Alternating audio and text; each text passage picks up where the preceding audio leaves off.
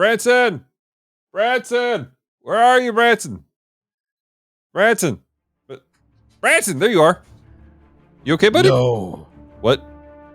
I no longer go by Branson. My mask has been broken. But your name tag says Branson. No, my mask has been broken. I can no longer be friends with anyone except John because he's going to get a replacement mask from the Guyver movie. Don't know if that's a good idea. But until he returns, I am no longer known as Branson. Who are you? I am now known as Mitsubishi Minecraft. Right. So Mexicano? What? Mitsubishi. Mitsubishi Minecraft. Mitsubishi. Okay. My mask is broken. We can't be friends. Right. Michelle. You want Mitsubishi. a taco? You want a taco? Oh, yes. I would love a taco. Let's go get some tacos. All right.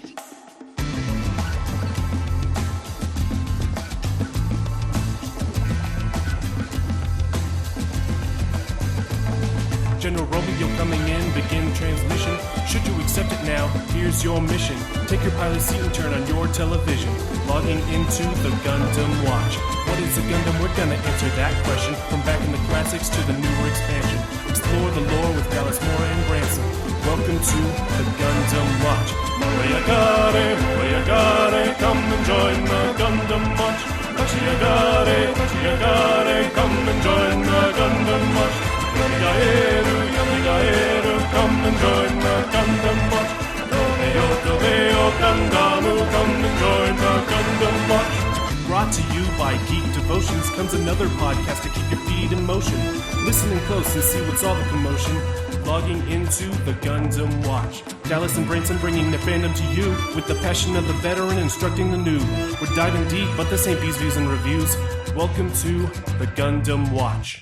Hello, Gundam fans, and those who would like to be Gundam fans, welcome to the Gundam Watch, part of the Geek Devotions Podcast Network of podcasts that are devoted to letting you know that you're loved. So if you don't listen past this moment, know this: you loved, you're cared for, there is a planned approach to your life. Don't give up. That being said, my name is Dallas. So glad to have you guys here on the beautiful Shiro base. Joining me, I have a wonderful crew ready to dive deep into some of our favorite Gundam discussions. Joining me is our Gundam noob, Mr. Branson Boykin. How you doing, sir? Hey, I'm doing great. Can I call you Branson? Yes, you can call me Branson. Okay. We had a little bit of a situation with the Guyver mask thing. You really shouldn't put it on. Yeah. Because bad things happen when you put it on. I had a feeling. Yeah, so John's in the med bay. That's not good. No. Good news, he should be ready to review the Guyver movies for the bottom shelf. Oh, he's going to have a real good insight on that movie then. Yes, he's going to have an up-close and personal view on those movies. But yeah, if you ever find a Guyver unit, don't put it on. Noted. Put that down. You guys want some more conversations about the Guyver? Check out the bottom shelf in September. That being said, not related to the Guyver at all, and nor Mick Guyver. Ladies and gentlemen, welcome back to our resident LPC, Damara Mora. Sup? Whoa! I didn't know Branson had a face under there. The mask is never mind. I'm just glad that it's finally off. You've been wearing this for like a year now. Well, I was going for the whole Leonardo DiCaprio Man in the Iron Mask thing. I wanted to have a beard that like formed along the chin because it was stuck and, Yeah, but I mean, we were getting phone calls from Andy. She was kind of worried about it. It's kind of weird. There was this weird taste of iron and rust every time she kissed my cheek. It was awkward. It was awkward. How many tetanus shots has she had to have? Do what? How many tetanus shots has she had to have? After that first kiss, he just kind of stopped. Oh, that's very sad. Well, Yeah. go get a shower, spend some time with your bride after you watch this anime. That being said, ladies and gentlemen, we are diving back into the world of Mobile Suit Gundam Wing. We are picking up with episodes 21 through 23. We're going to be changing up the format a little bit for the Gundam Wing series. We're going to be shortening up, so we're only reviewing 3 episodes at a time. However, ladies and gentlemen, we're super excited because while we're doing that, you'll be getting Gundam Watch goodness in your podcast feed twice a month. Woohoo! And the people rejoiced. Yay. Yeah. Wow. We need to bump up our excitement there. That was great. That was a Monty Python reference. So, which, by the way, is Francisco Ruiz's favorite film. Francisco Ruiz of Retro Rewind Podcast. Yes. So, that being said, let's jump into it. Ladies and gentlemen, episode 21 through 23. I'm excited to be jumping back into the Gundam Wing world. We're about to give you guys our expectations, and then we're going to be coming out of our viewing pods, our personal viewing pods, which are all clean and sanitized for your listening pleasure. And I made sure not to give Buffet any treats, so it should smell nice. Good. I'm so glad. So I know John was contemplating feeding him some bits of tomato. Wasn't sure where those were coming from. You just can't let that go, can you? It still hurts, man. It still hurts. It's okay. It's okay. That's why Damara's here. All right. Well, ladies and gentlemen, to the viewing pod. Okay, here we go. Next round of episodes. Buffet, get out of my chair. I told you you can't sit there. Go. No, no doggy biscuit for you. Shoo. Okay. I think I'll do chicken wings now. Yeah, I'm in a chicken wing mood. Okay. All right. Expectations for the next 3 episodes. I expect that the conflict between Lady Oon's personalities will come more to the forefront. I don't think it'll happen anytime soon, but I expect that the other Gundam pilots will slowly start working their way towards the new pilots. They'll be the ones to pilot those guys. Still not sure what Tro is doing, what his end game is.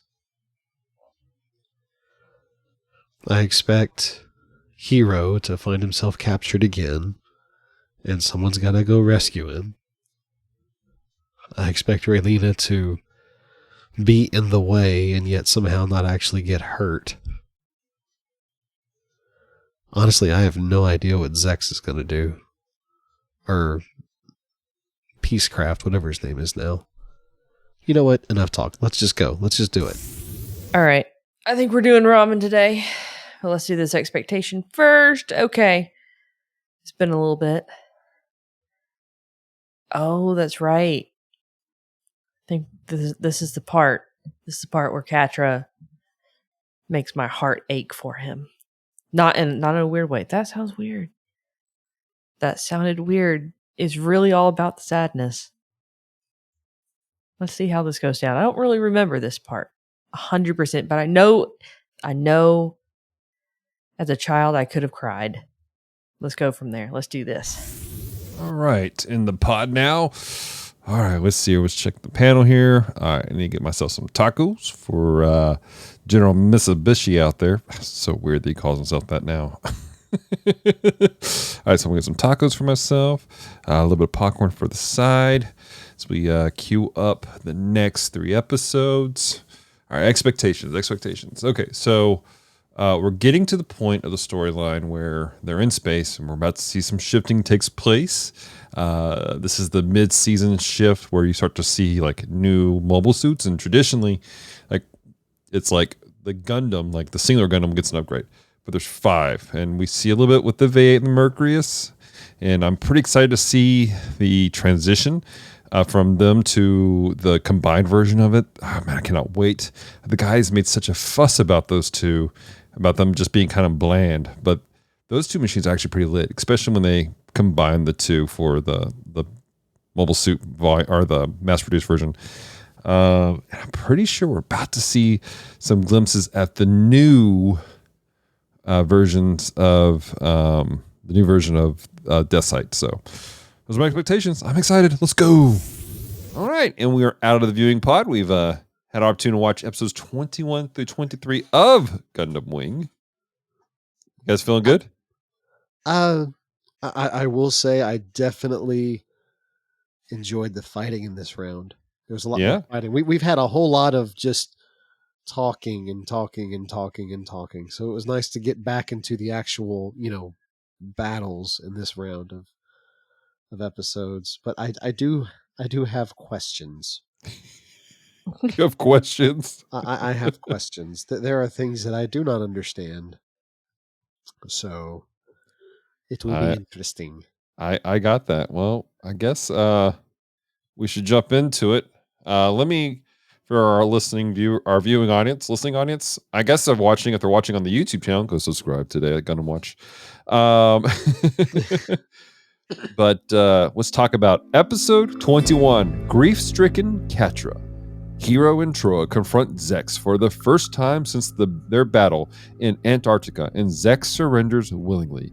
Catra decides to build the original Gundam that the other 5 were based on after discovering files in the Winter family computer detailing its designs.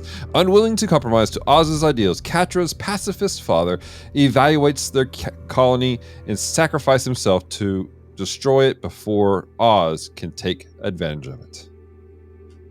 All right. Well, let's get into it, guys. What did we think of this episode? I have a very important question. Mm-hmm. If you have imprisoned a person because they have broken onto your base and attempted to kill you, and then your base is subsequently attacked by another force, what good sense is it to say, hey, you prisoner who tried to kill us, go get in a super powerful mech suit and fight for us, and we're going to totally trust you to pilot this thing? Well, to be fair, and you missed it, they had rigged his mech suit to blow up if he got out of bounds. Troa, who was totally working for Oz the entire time, had a kill switch ready to go to take out Hiro just in case. Yeah, I caught that after the fact.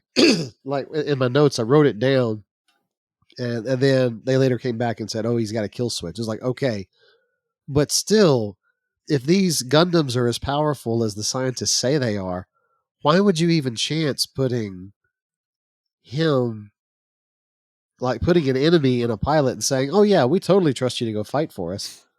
I mean, I just why want to didn't you point out just? that we told German scientists and had them create a bomb. Oh, this is one of those like Yep. the Gundam is not the Gundam things. Well, Let me- not just that. Sorry, It's go kind on, of Demar. like a repeat of history. I mean, we are talking about an anime that is made in Japan. Right. I mean, it kind of makes sense. Right. I'll Sorry. add this to it I blew though. that one out of the water right there. Well, also you got to remember the philosophy of Lady Un and Trey's, and their philosophy is war is it's necessary for man to be involved with war, but we need to see the links that man can do. They believe in the betterment through battle, and Mhm. so you have these machines. Well, they want to see how far they can be pushed. Well, they don't have anybody that can pilot as good as a Gundam pilot, period. So they want to see the extent of what these machines, the V8, the Mercury's can do. Mhm. Which is why Home Dude is pushing the doll mobile suits, because they don't need pilots. Exactly. You just push a button and away they go. Right. Right. Okay. Which has Well, a whole nother thing. And there's a huge control factor going on with Home Dude. I mean, like, he wants to control everyone, and everyone needs to just do what he says. Yeah. Mhm. So if you're literally a doll, I mean, you Yeah. can destroy the entire world, and you don't have to get your hands dirty. Right. I wonder if that's why he has such a problem with Lady Un, because he's not the one pulling her strings. And the Are you fact that talking she- about what is his name? Subarov? Tuberov? Tuberov. Tuberov? Yeah, I Yeah, can't say Tuberov. these words right. So- yeah. From what I'm observing with Tuberov, he's wrapped up in several things. Mhm. Mostly money. You have to remember, Romefeller's an aristocratic organization that has a military force, Right. and his money is sunk into the idea of the whole aspect of mobile dolls. This is where he is, and we're going to get into more conversation about Tuberov in next episode when we talk about episodes 25 24 through 26. But that's what his thing is. Whereas Lady Oon, she's going after following Mr. Trace, but Mr. Trace, that's how she sees him. But again, their philosophy is war is a battle between men, and it needs to be honored because there's gravitas that comes with that. Right. And so that's where that conflict is. He's all about his profit line, and they're all about humanity's and the way they view it. It's a weird, warped way of viewing humanity's pureness. Which again is weird. And I think I've touched on this in previous episodes. Trace is, like I said before, he's the anti-villain. Mm-hmm. Like he says the right things and does good things, but for bad reasons. Like he's a member of Oz. He wants to take over the world. He's manipulating governments. He's killing people. He's doing all this stuff, but he has such a high and noble reason behind it. It's getting, I mean, I understand that he is the villain, but it's getting harder and harder to see him as the big bad guy. Right. Like Lady Oon, when she's in her Colonel Oon persona, is more twisted and dastardly than he is. Mm-hmm. I mean, even the way he handled Zex's betrayal, he almost seemed hurt, like his friend hurt him, you know. And it's just weird because, you know, and I know that John said I think the phrase he used was milk toast. And I understand why, because he's not villainous enough, but that juxtaposition is odd. It makes it interesting, but in an odd way, because he's doing bad things, but for such noble causes. And it's not even that he's accidentally doing bad things. He's doing these bad things on purpose. Right. But it's the wrong thing for the right reason. And I've never seen that in a villain before. It's interesting. We're going to get more into him here in a couple episodes. And so you really see him blossom as a really fascinating character, in my opinion, as we go on. But dealing with our episode we're in right now with the world of the conflict, what did you guys think about the conflict of ideology between Catra and his father? Ooh. I liked that they played it from both sides. Like that you didn't have a clear, this is the right person, this is the wrong person in their conversation.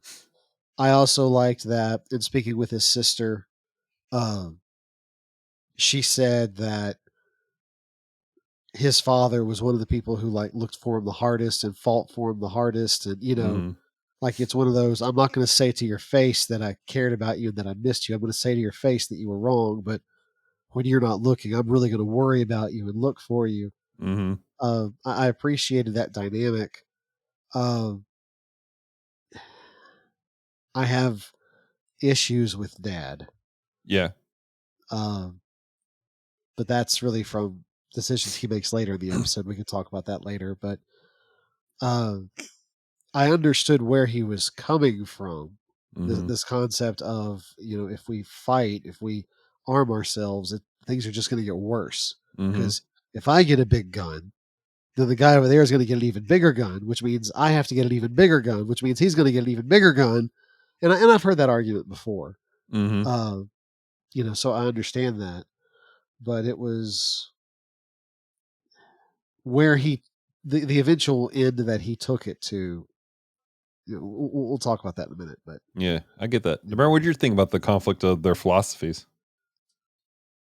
I think, quite honestly, I mean, we already knew from the previous episodes that Catra's kind of we're seeing the cracks in him, like in his mental state, because he's kind of been abandoned by the colonies that he's fighting so hard for. And then he comes home, he feels utterly defeated, doesn't even know he's meeting or seeing his sister face to face. His sister's literally saved him, plucked him straight out of the middle of outer space, right, putting him back together.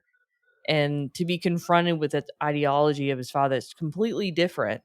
But then his sister has to come back and go, I know what he's saying to you, but his actions said something totally different while you were gone. It's like the sister knows he is not okay. He's breaking to pieces, and she's seeing, hey, Dad's pacifist view that he's trying to put off right now is not 100% right. We can no longer be 100% pacifist.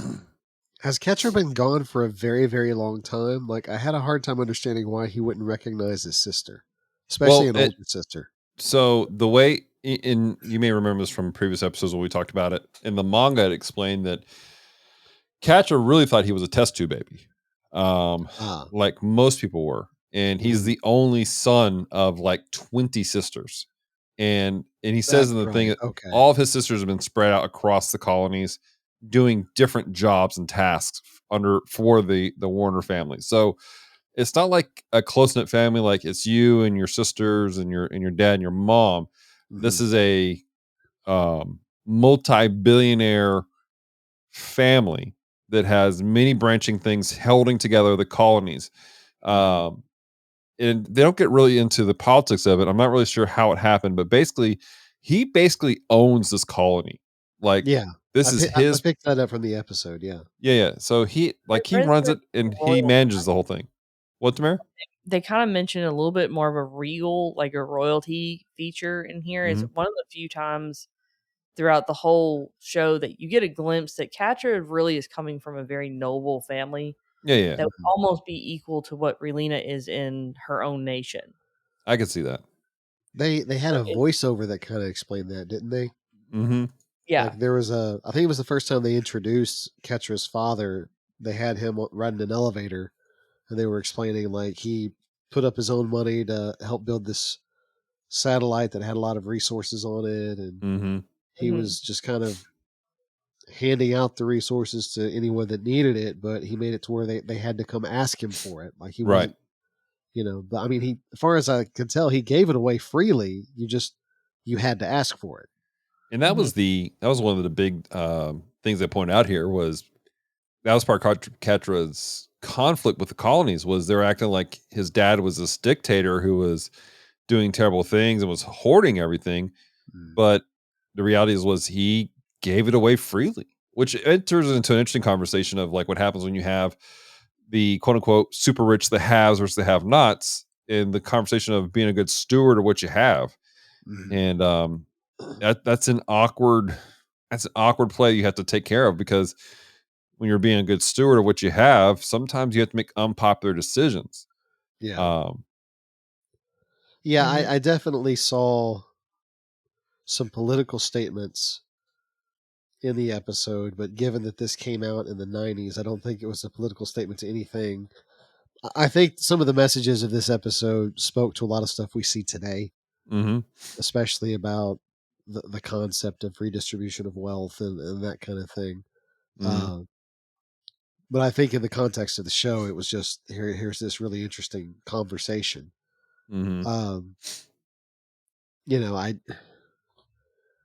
That's a tough one, because it's really easy to write a character who is responsible with how they handle their resources and that kind of thing. But the point that the dissenters made is a point I've heard similar people make is, well, what happens when you're not a good steward? What happens when the power goes to your head? What happens when you decide, no, I don't want to give this to you. I want to keep it for myself, or I want to give it to your enemy. And not necessarily for a justifiable reason, just because I don't like you, which, can we go ahead and get into Winter? Is that his name? The father? Yeah, the father. What? Yeah. Can we go ahead and get into the sacrifice? Yes. Yeah. How is that a sacrifice? Like, explain this to me, because all I saw was a angry old man throwing a temper tantrum because he didn't get his way. I mean, it was literally you're not doing it my way, so now I'm not going to let you have it at all. Yeah. And I mean, he supposedly like disconnected this satellite that had all these resources on it. And I know that the council's response over was very over the top. They were like, let's just blow the thing up.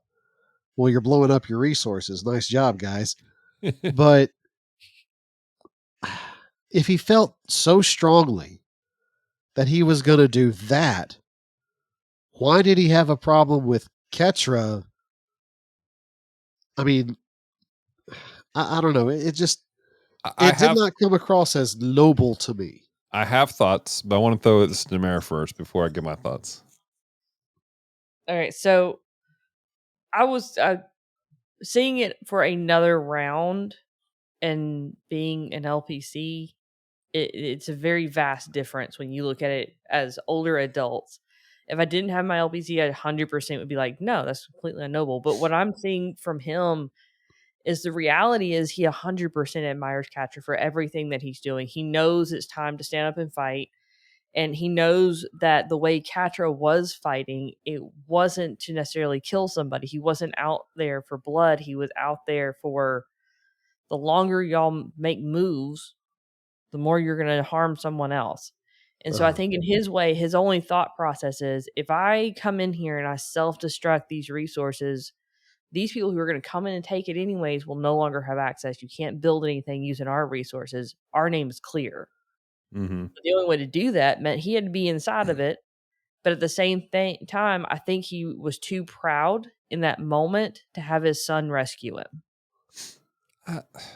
Was it that, or what? Because when you look at the shot, and it plays out a little bit different in the manga. When I read the manga, on the manga, again, the manga is different. They kind of restructure things. In the manga, Catra and his sister are still on the base, in the Gundam lab where he's building Zero, but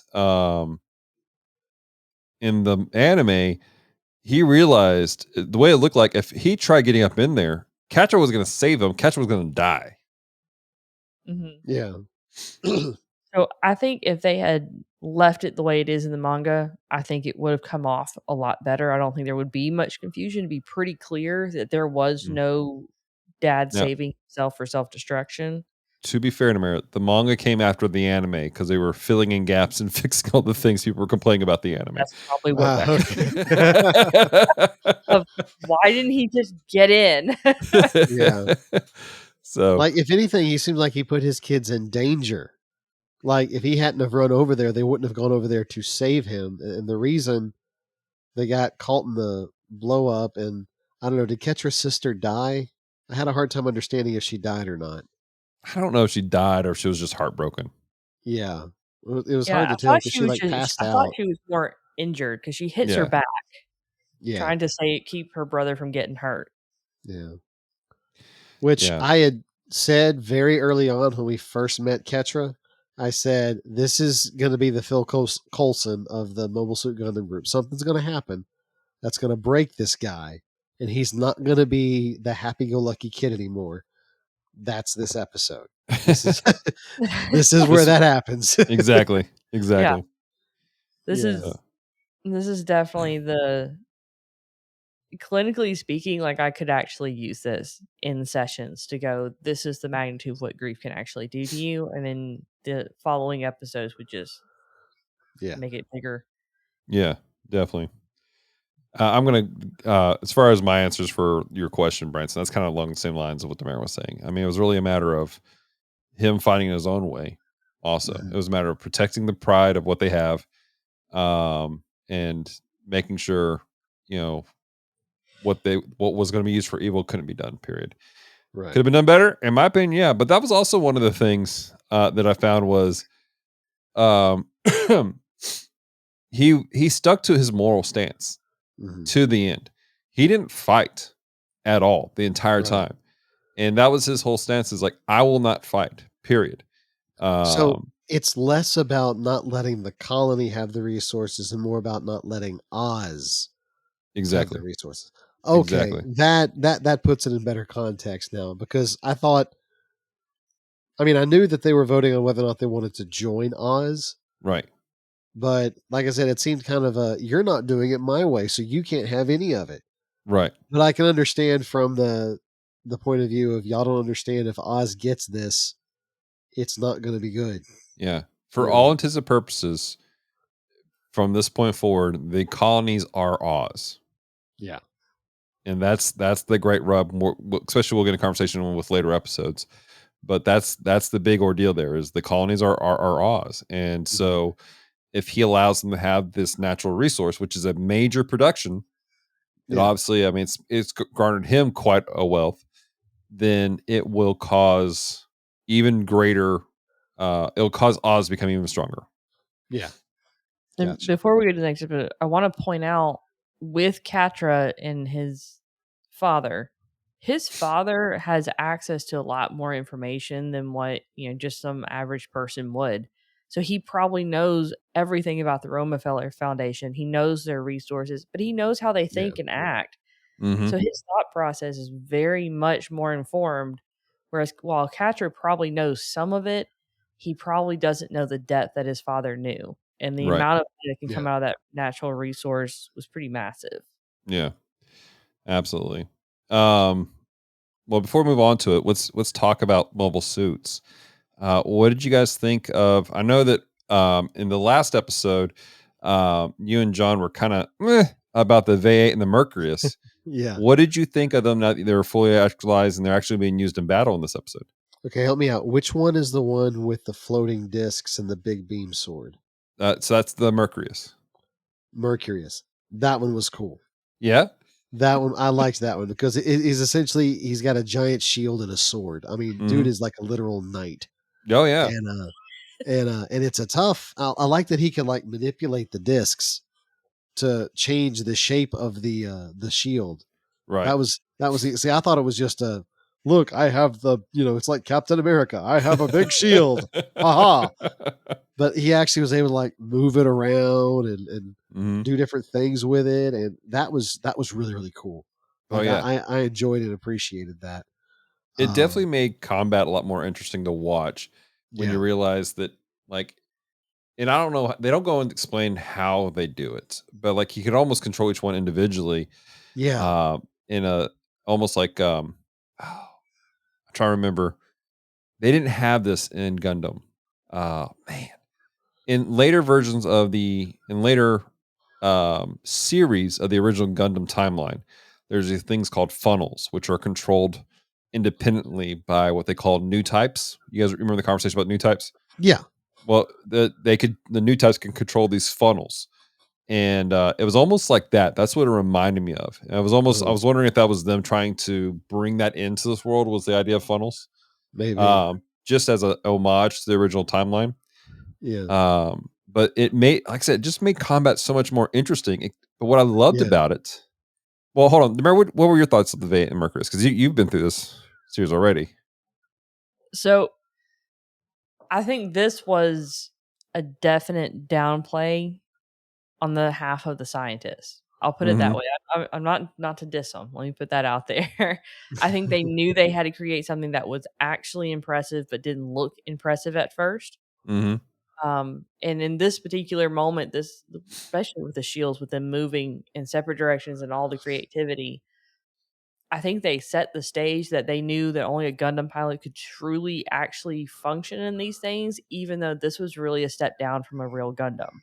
And I think they wanted to prove that. And with the shield, you 100% have that dead center face to face, all the complexities that go with it. Unfortunately, that does lead manufacturers to go, oh, well, that can just be a mobile doll because we don't have a pilot that can do that. Right. So Well, that was even the thing, the conversation they had, though, was that he said that, they could easily get past it if you have a good pilot. Yeah. Yeah. So, what I loved about the two, though, specifically, is how they worked in tandem together. The fact that they were built to work together and just how, like, unstoppable they were together as a unit. Tro actually had to tell Hiro to tone it down a little bit. He was like, hey, cool it. So they were doing like a test run or something against the dolls. Well, Hiro was kicking butt. I mean, just flying all over the place. And Tro was like, dude, cool it. We're not supposed to look this good. Yeah, exactly. All right. Well, any more thoughts on episode 21, guys? I don't think so. All All right, Branson, take us in episode 22. Episode 22, The Fight for Independence. Zex, now going as Miliardo Peacecraft, meets with the Lady Un as an ambassador of the Saint Kingdom. When Nickel begins acting on his own, Un realizes that she's developed a split personality while trying to execute Trace's dream of the future, and imprisons Nickel upon her return to Barge. Meanwhile, Wu Fei is captured by Chief Engineer Zubarov of the Romefeller Foundation. All right. So now we're getting some more conversation about Miss Lady Un's broken personality. Yes. One of the first things I have in my notes here is more of Lady Un's mental state is degrading as we see this play out. And it's gotten to a point of kind of being sad because she's starting to recognize it in certain scenes, and you see her struggling with who is she as an individual now. Right. And you see, I guess his name is Nickel. Mm-hmm. I actually take advantage of that. Mm-hmm. Like when he knows he's talking to Lady Un instead of Colonel Un, Mm-hmm. he's all like, "Oh, but this is what it means to be a good leader." Like that whole conversation about you need to go and be a good soldier so that you can lead these men effectively. Like takes a knee and is sitting there kneeling at her. It like I'm sitting here thinking this guy knows exactly what he's doing. Yeah. Like he's hoping she's gonna go out there with a bleeding heart and try and save the day and get destroyed.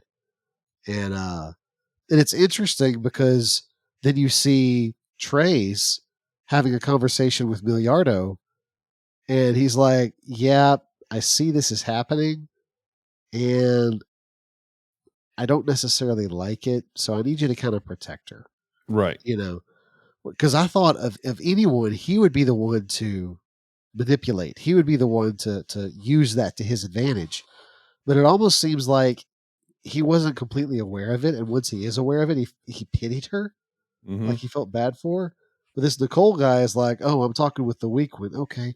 Oh, but dear one, if you could just be a good soldier and go fly into the face of certain death, the men would love you." Mm-hmm. And she does. Yeah. I will say though, this becomes Nicole's undoing though. Yeah. Because the benefit of this is when she's in that mode, when you have something like that go on, you don't control when the split happens. You don't control when you flip either. Right. But this is kind of the moment that actually starts to bring healing Mm-hmm. Yeah. to her, which is impressive to see how it goes because that doesn't happen that way. Mhm. But in this moment, she has enough of a reality check with the actions and the behaviors and the fact that Zex, as his wonderful Miliardo Peacecraft self, he ends up pulling her out of the line of fire. And I think that's when we also start to realize that she's now discovering, oh, wait, I've Right. just been black or white with all these people Yeah. and I can't. Like, Yeah. I can't do that. Trace is not Yeah. even black and white. She's finally starting to realize that Trace has always known who Zex really was. Mm-hmm. And there's always this gray area that you have to look at. And there's a source of humanity that needs to be protected. And I think this is where the beginning of that really kicks in for her. Mm-hmm. Which again is so weird for Trace to be the villain of this series, and he's all like, "But human beings matter. We can't just give ourselves over to machines. War should be fought by people because the fact that you're fighting against real human lives makes you very sure that it's a cause worth fighting." Like over and over and over again, he says stuff, and I'm like, I feel like Sam Wilson in Falcon and the Winter Soldier, where he says like, he's out of line, but he's right. It's like, I don't want to agree with the villain, but he's like, human life should be valued. If we're gonna go to war, it should be over something we think is worth fighting for. And to make it so dispassionate as I'm going to push a button and a doll suit's going to go and fight it for me, so I don't even care.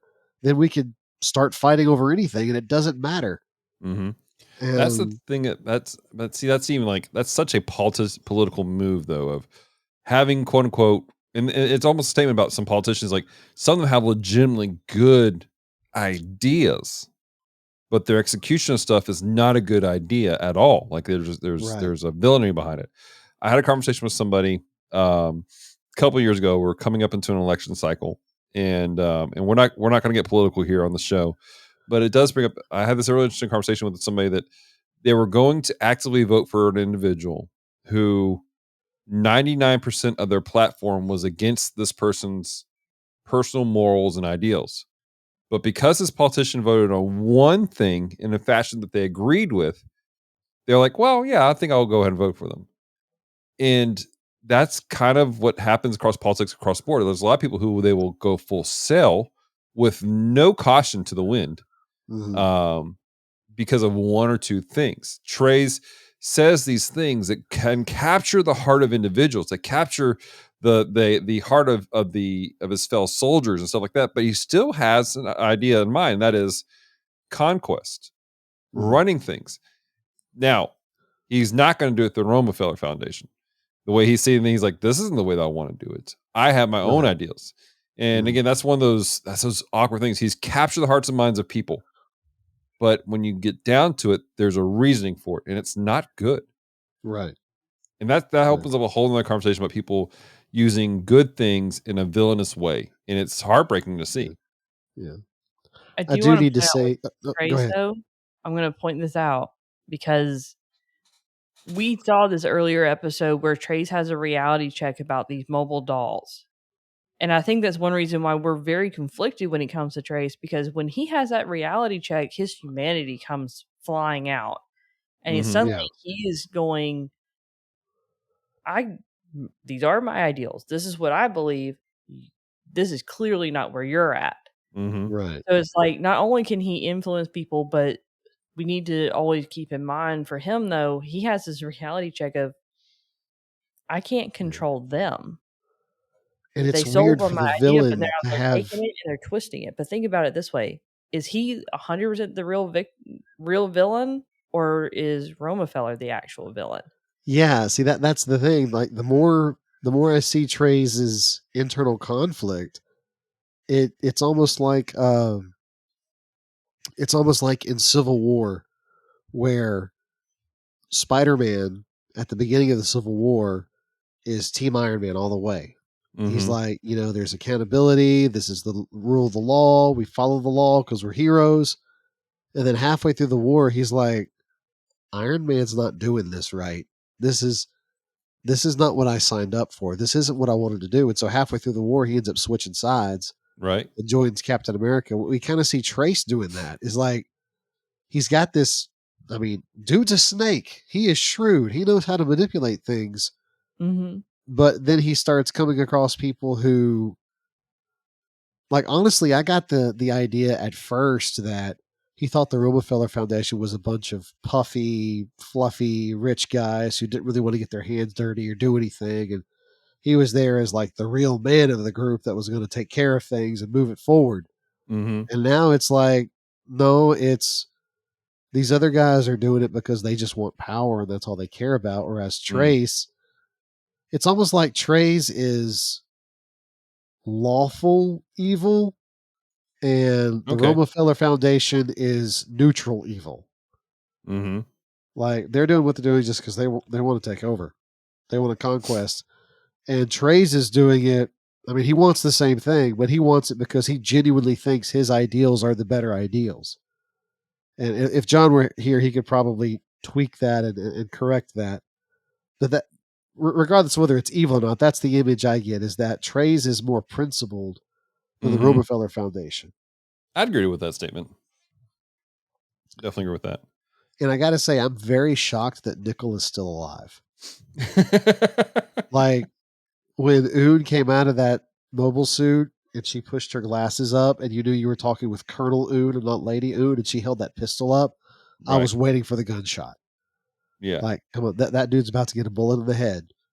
And it never happened. So I'm going to point this Damara out can speak to because that. this is one of the few times that we're starting to see her 100% mold back into who she's supposed to be. And the fact that she did not shoot is kind of a signal that she is not 100% just Colonel Un. Lady Un is actually in there. And it's the reality of taking his life makes me as low as him. He sent me in there to die Mm-hmm. on Oh, purpose. I see. So, I mean, Yeah. just taking his life is like the easy way out. Yep. It's very interesting. But I want to circle back a little bit before the show in that episode where Milliardo is on the base talking with the colonist. It was on lunar base, but he was on the colony trying to work out some stuff. And this is an older colony. This is ran by an older gentleman who's been there for a while. He understands the ideals and stuff like that. I found it interesting that at the risk of, at the height of everything, he's talking about how he recognizes they're wrong. He's recognizing how they've done stuff inappropriately. He also recognizes how there's been a level of insecurity that perhaps they've created. And now that insecurity is why people started to lean into weapons and whatnot. But like when they're like, oh, everything's going to go crap, we're about to die. His decision wasn't like abandon ship. It was like, well, it's not going to compensate for everything we've done. But I hope that our deaths mean something. I hope that it makes a statement to the rest of the colonies of why. And I found that fascinating, that mindset of being willing to die for the sake of putting it out there, making the statement of what truth is really happening there. That reminds me of a story I heard about a missionary, and I'm terrible with names and places. I don't know the name of the missionary or where they were going to, but there was this guy who was going to a country and a tribe where they were hostile to the gospel, and they tied a rock around his neck and threw him in the river, and with the intention of killing him because he wouldn't stop preaching the gospel. And when they threw him in the river or the lake or whatever the body of water was there, the rock floated. Like it floated like a balloon. And the dude sat there treading water, preaching the gospel. Like continued to preach. And the people are sitting here watching this guy float when they all expected him to drown. And he just keeps preaching, keeps preaching, keeps preaching. And finally, at the end of his sermon, he says something along the lines of, and now I go to my death gladly because I have achieved the full measure of what it means to follow Christ. And when he says that, then the rock sank. Oh, wow. And he drowned. So he still died. Right. But God kept him alive long enough to preach the gospel one last time. And it ended up leading the village or the tribe or whatever it was to Christ. Like the whole tribe came to know Christ because of that. And that always stuck with me, that God miraculously worked, but didn't save the guy. He still died. And that came to mind watching this when they were talking about, I hope our deaths mean something.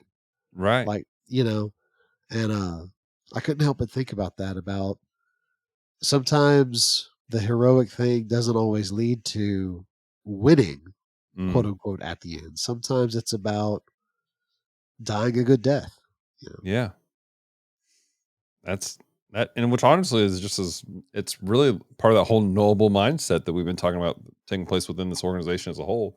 And even with the Gundam pilots are like, look, we're not afraid. That's been a running theme, is not being afraid of death.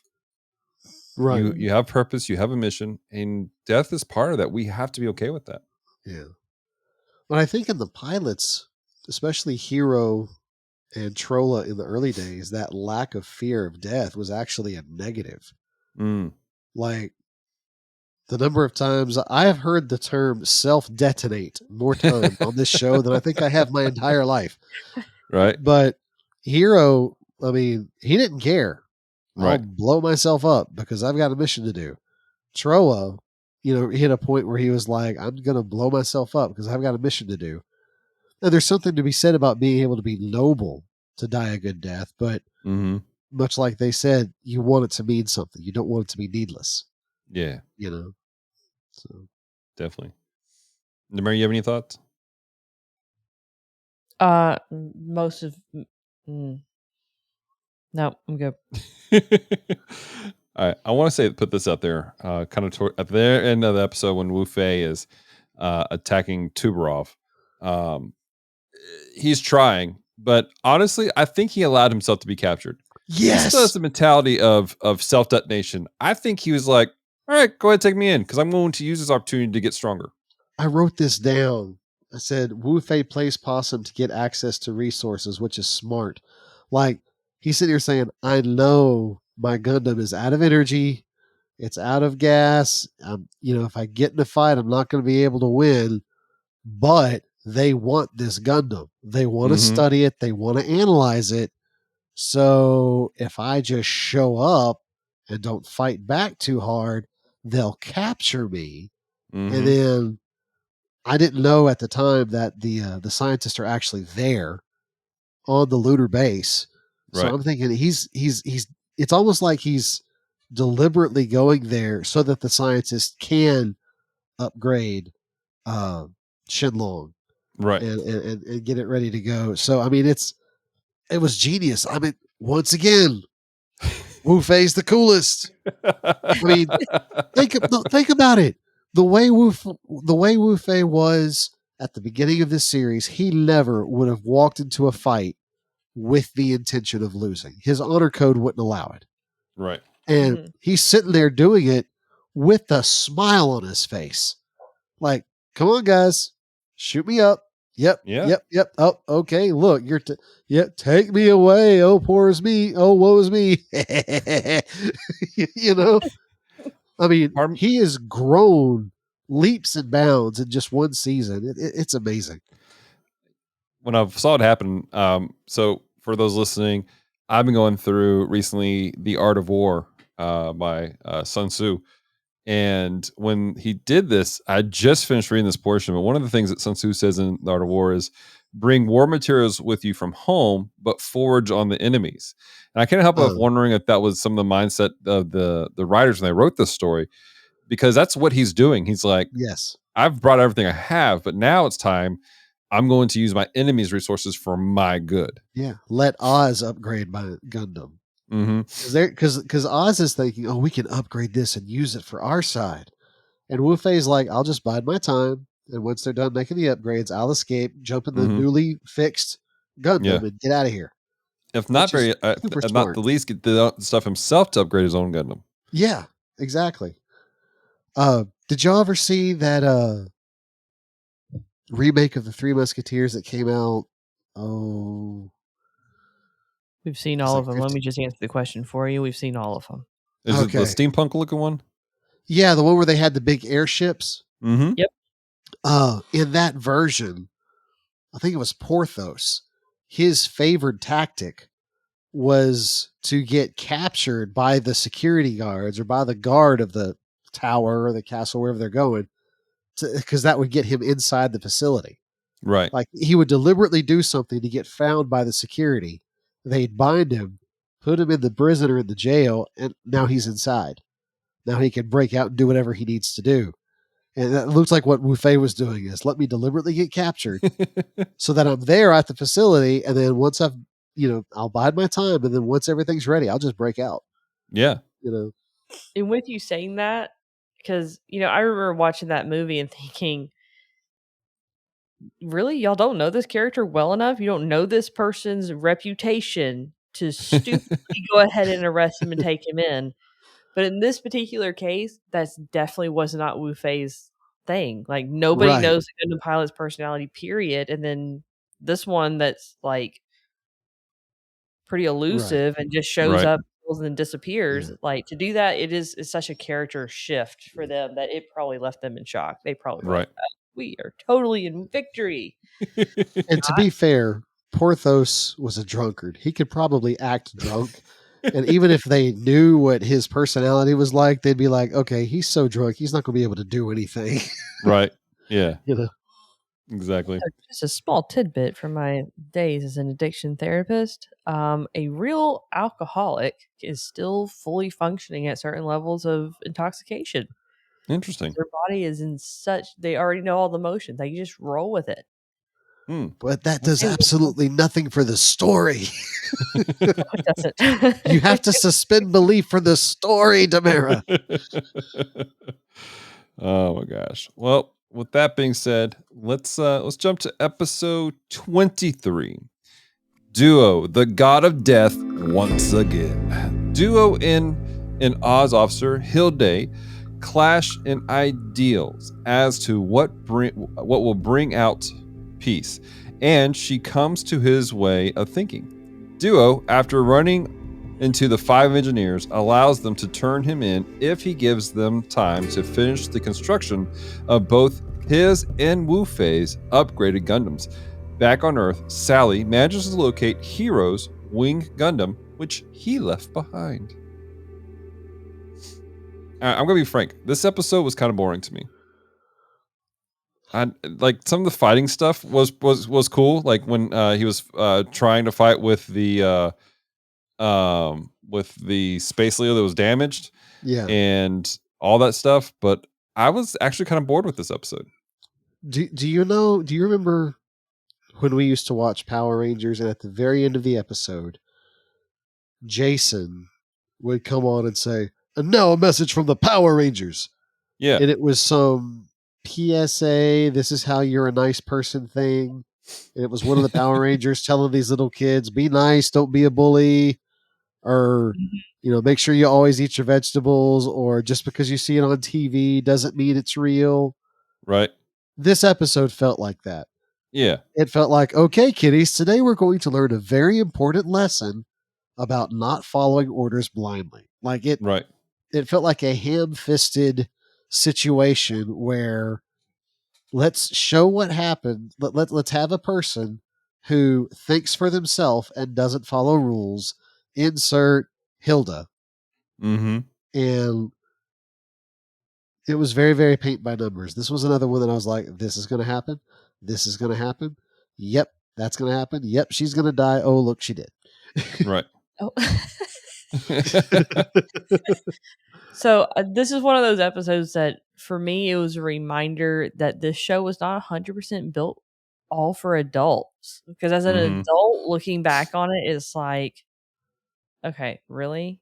Like you're about to get hit with reality, and she's a young kid, and we can see the youngness of her.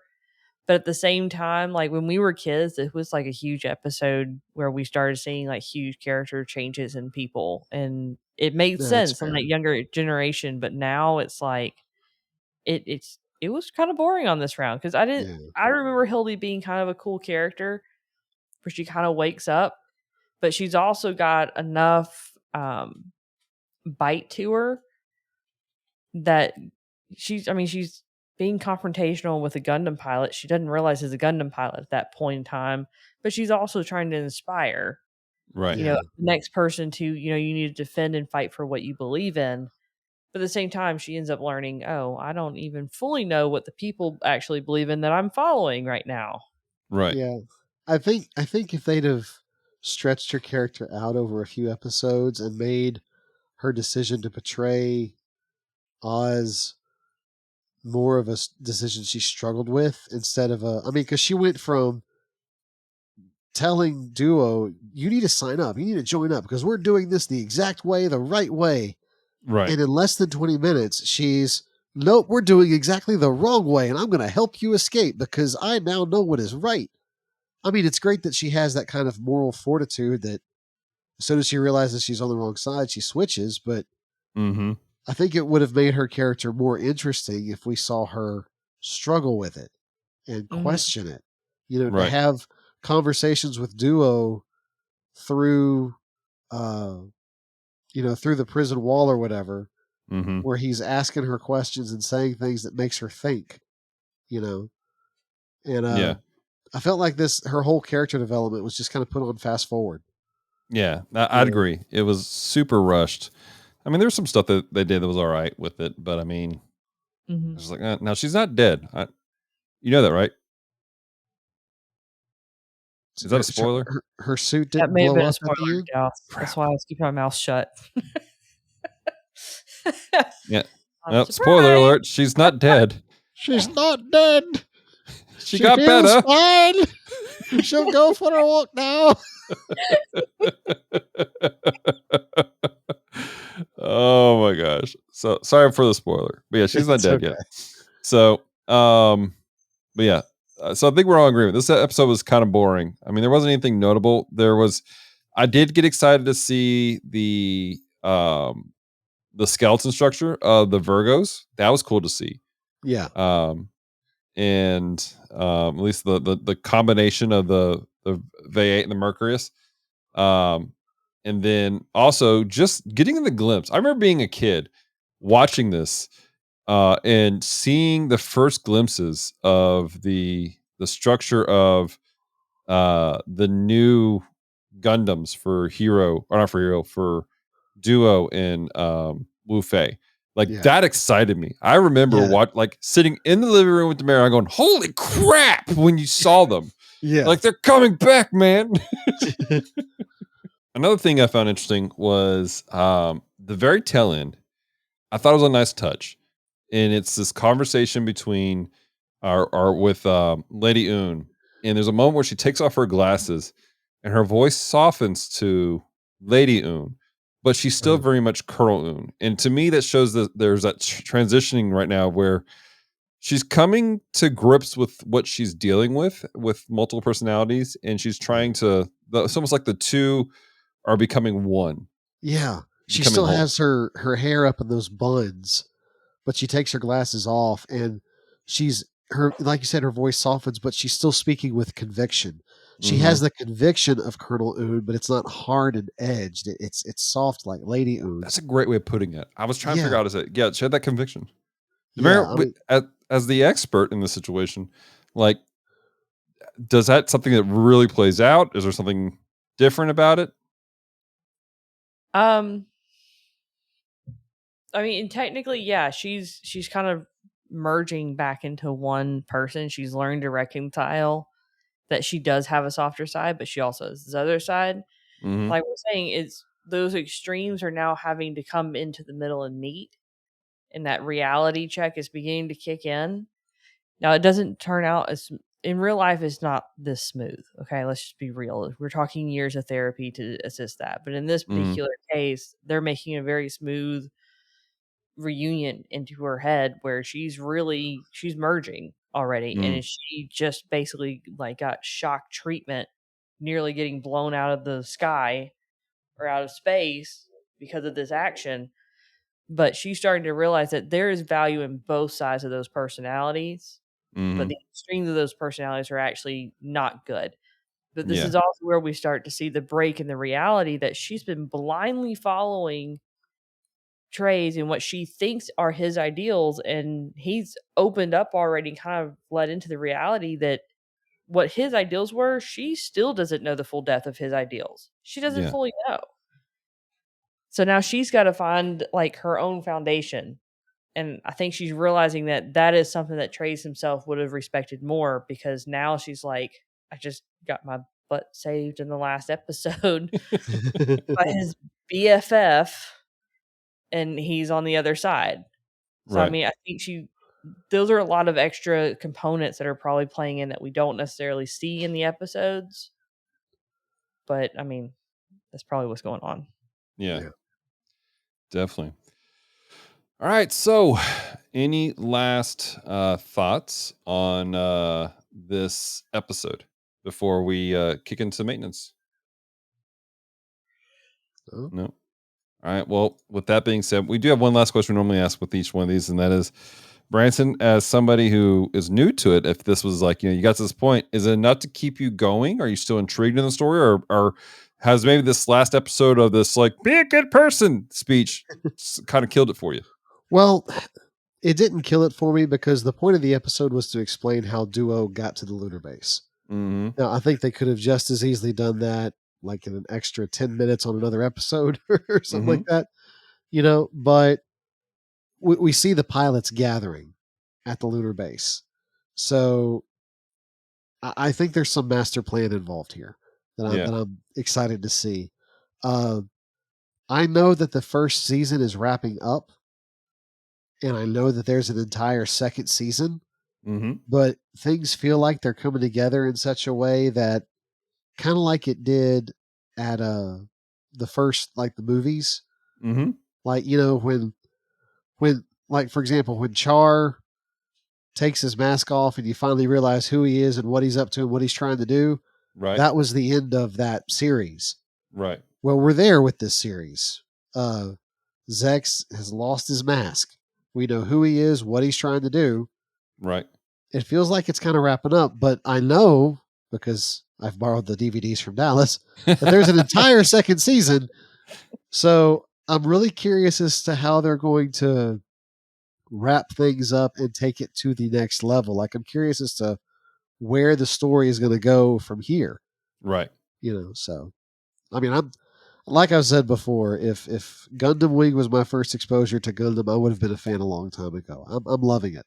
Even Yeah. with the slow episodes. I am invested enough now that I will eat through the slow episodes so I can hurry up and get to the good parts again. I respect that. All right. Well, ladies and gentlemen, you've heard it from Branson. We want to hear from you guys. If you've watched episodes 21 through 23 with us, let us know. Did you enjoy them? Did you not enjoy them? What were your highlights? What'd you think of the V8 and the Mercurius? And what'd you think of those glimpses of the Virgo and also the new units for Wu Fei and Duo? So that being said, ladies and gentlemen, let's go into our maintenance reports. Now loading the cruise maintenance reports. Reports begin in 3, 2, 1.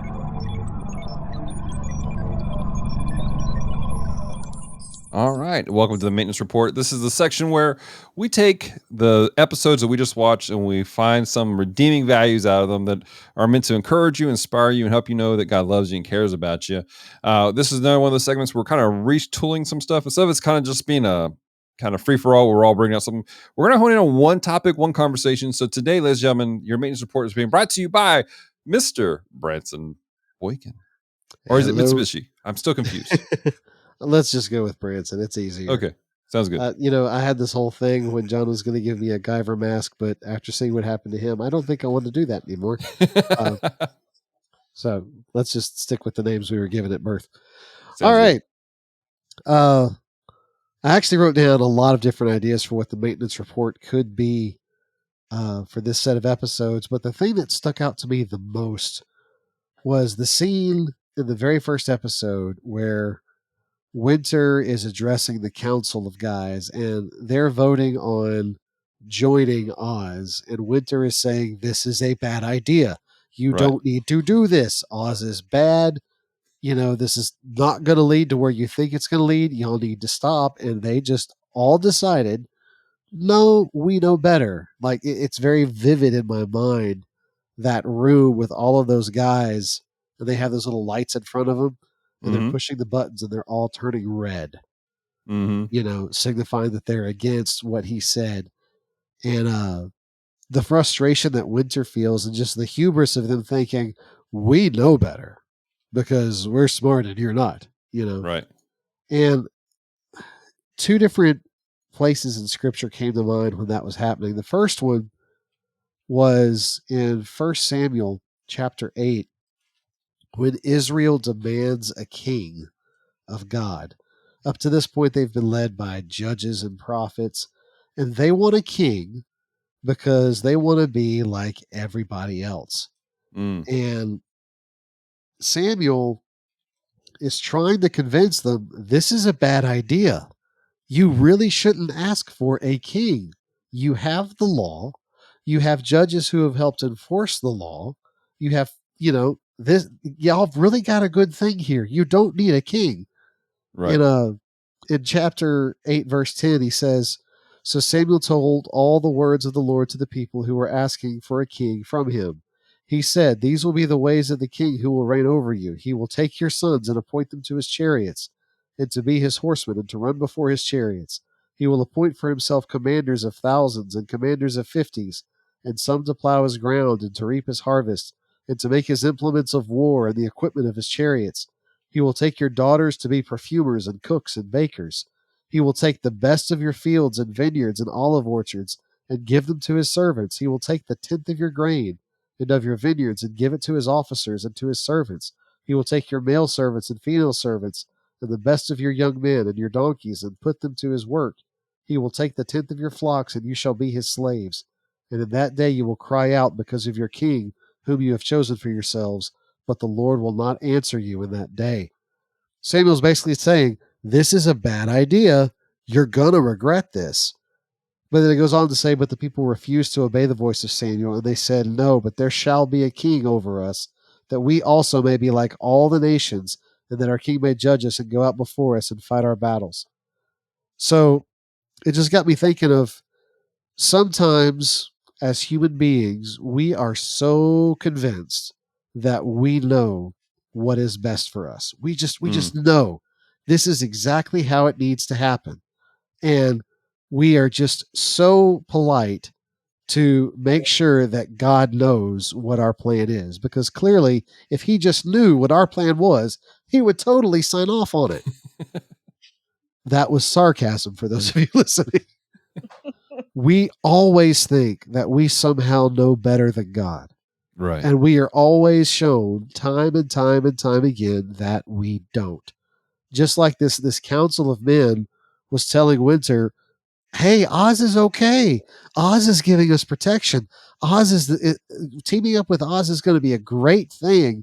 And Winter saying, you don't understand what that means. You don't know how that's going to affect you. No, we know exactly what we're doing. No, you don't. We do the same thing with God. We will tell God, Lord, I know that you said this is what you want for my life, but I really know better. I mean, come on, I'm the one living my life. I'm the one that has to do this day in and day out. I deserve this. I should have this. And time and time again, we are shown that God knows better. And this is something that goes all the way back to Eve and Adam in the garden. Yeah. Eve saw the fruit and thought it was good for wisdom. She thought, hey, I know God said not to eat this, but I think I know better. And then Adam, sitting right there, who did know better and took a bite anyway, consistently we think we've got it figured out and God just needs to come on board with what we're doing. But that would be like a computer program telling the programmer, even though you exist outside of my digital world, I know better than you. You know, I'll try not to reference things about AI.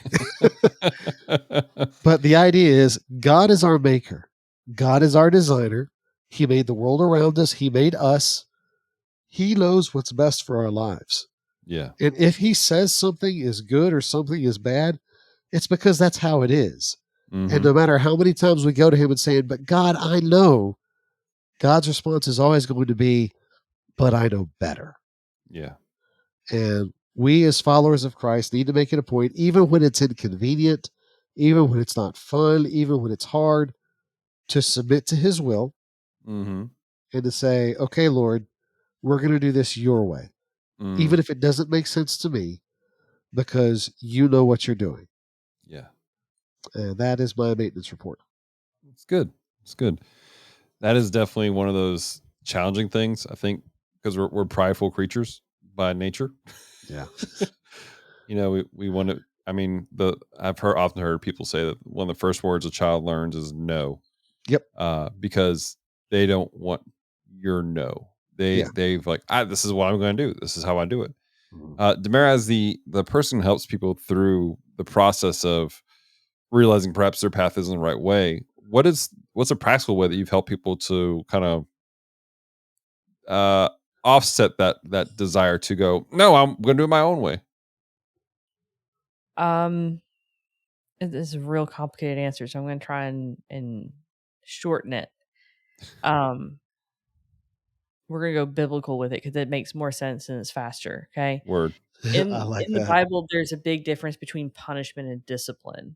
Okay. Punishment is the act of like a retaliation. Discipline is the act of doing something to cause you to grow to be a stronger, healthier person.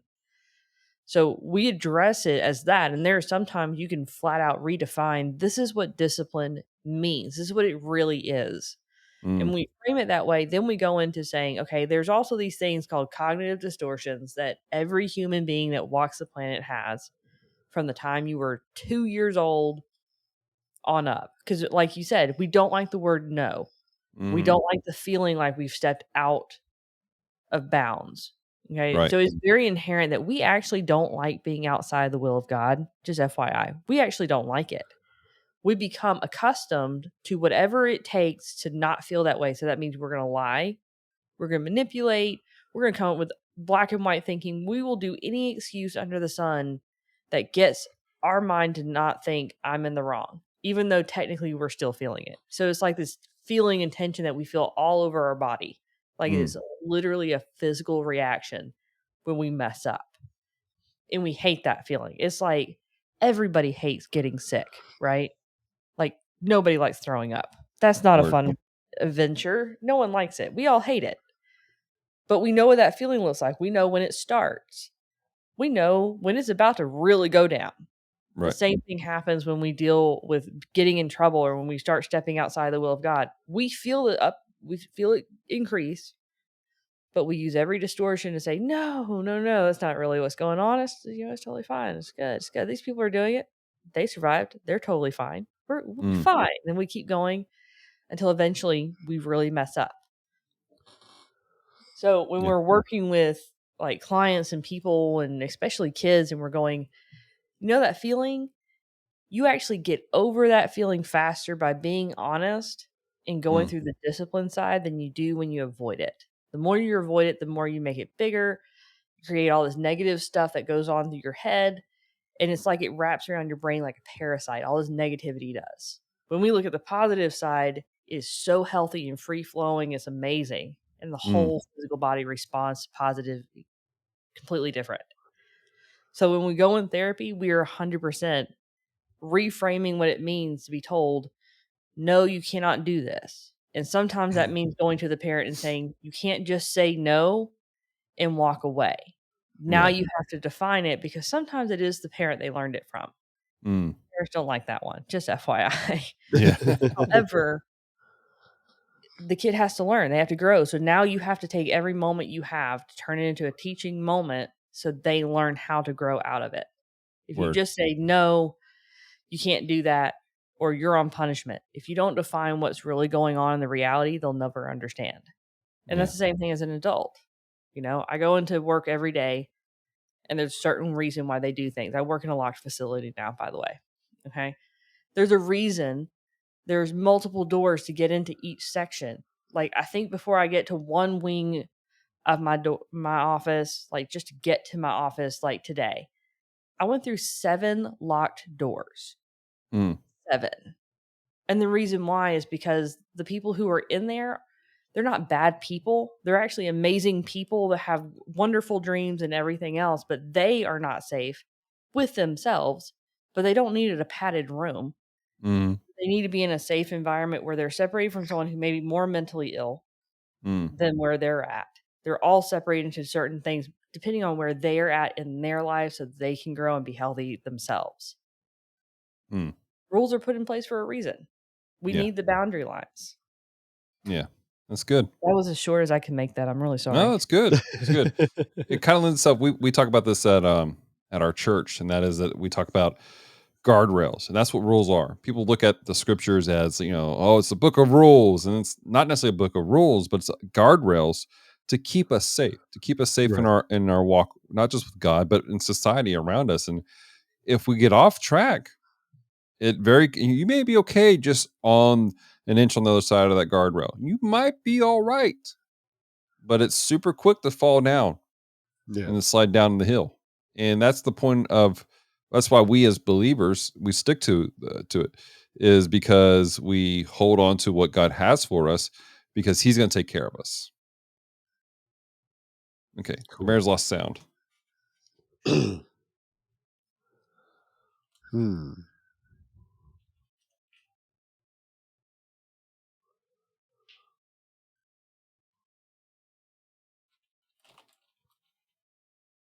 Can you hear me now?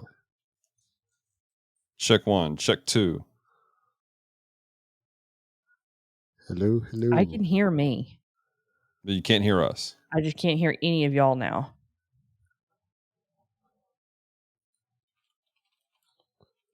Try going to mix A. Moving sliders up and down. And I did not touch the board before anyone asked.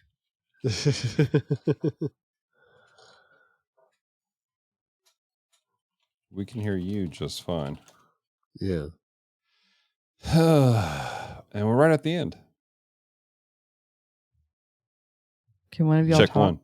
Check. Hello, hello, Nope. hello. Okay. I got nothing. I Trying to have no see it. wisdom on this. I know. I wonder if there's a way. Camera. Unmute. Nah, I've muted her.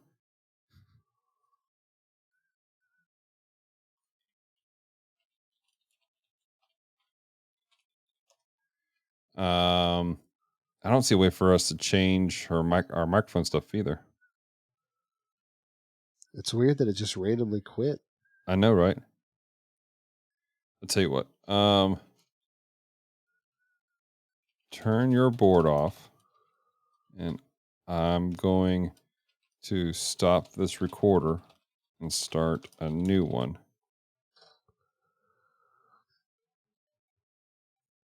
Off and on. I'm going to stop the recorder for it now. All right, wrapping up the episode. 5, 4. Well, Branson, great job with our maintenance report for this week. Thank you. Want to hear from you guys who are listening at home. What were your thoughts on the maintenance report? How's it encouraged you? How's it challenged you? Reach out to us. You can find us on Facebook and on Instagram and on Twitter. I almost forgot about Twitter. Oh, I'm sorry, X. We're on It's X now. It got an upgrade. We think. Yes. We don't know. It's mass broke. It can't be friends with social media anymore. So It is now known as X. Check us out, the Gundam Watch on all those formats. Also, don't forget we're on YouTube. Maybe you guys aren't watching us on YouTube, but if you like to, check us out on YouTube. And then our website, thegundamwatch.wordpress.com, where you'll find this episode, other episodes, and we're putting out transcript article-like versions of all the maintenance reports that we have. I'm working on a backlog, trying to make sure that's updated. But we're trying to create a resource for you guys to be encouraged and be inspired. And also find some good reviews on stuff. So that being said, Damara, thank you for joining us this week as our resident LPC, keeping us sane. You're very welcome. Glad to be And here. we know that's a full-time job, by the way. She's been working on me for 30 plus years. So, oh my gosh, Branson, you got anything you want to let the audience know about? If you have time and want to check it out, I have a podcast called Solid House that I release about every other week. Website is solidhousemedia.podbean.com. That is where I take a look at the teachings of Jesus and try to build out how we should live our life based on his teachings. Awesome. I love it. And again, if you guys want to check out Gundam Watch website, check out gundamwatch.wordpress.com, or if you want to, check out geekdevotions.com, where you'll find geek pop culture items that are being used to let people know love and cared for in various forms: anime, comic books, movies, video games, and a couple podcasts and articles written by our very own Branson and Damara here. So that being said, ladies and gentlemen, until next time, stay devoted.